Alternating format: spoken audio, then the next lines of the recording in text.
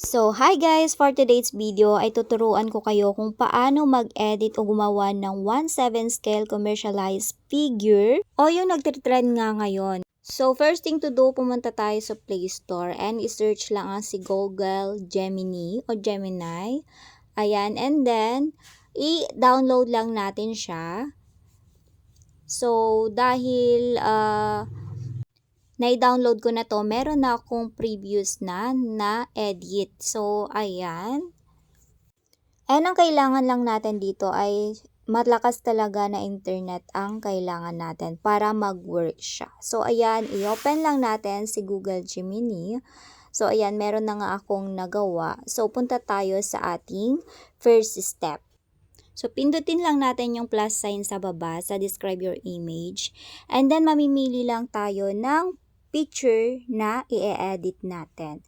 So, ako yung with motorcycle. So, i-describe nyo din kung ano yung ipapa-edit nyo, kung person lang ba or with the motorcycle. Ayan. So, marami din kasing nag-edit with the motorcycle.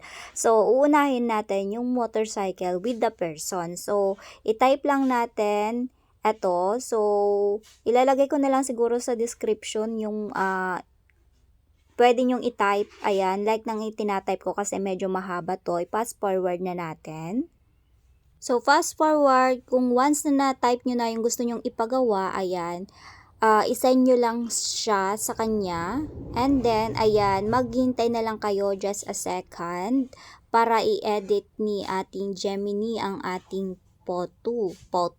picture, ayan. So, mag-wait lang tayo dito, waiting game.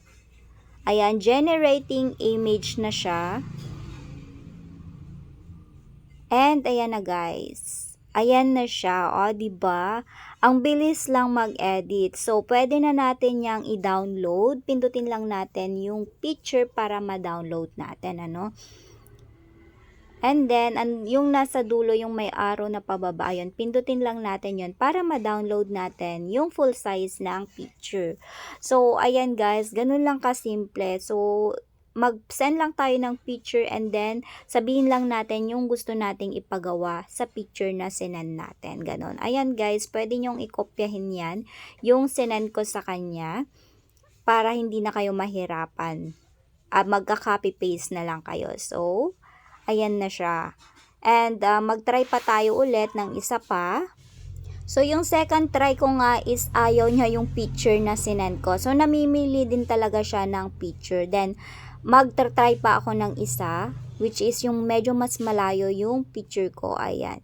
So, eto naman yung second guys. So, pinas forward ko na. O, diba? Ang ganda. So, ganun lang kasimple guys. Ayan. Mag-send lang kayo ng image and then type nyo lang yung gusto nyong ipagawa katulad nung tinype ko kanina. So, ayan. Pwede nyo na siyang i-copy paste. So, ganun lang. Ayan. So, thank you for watching.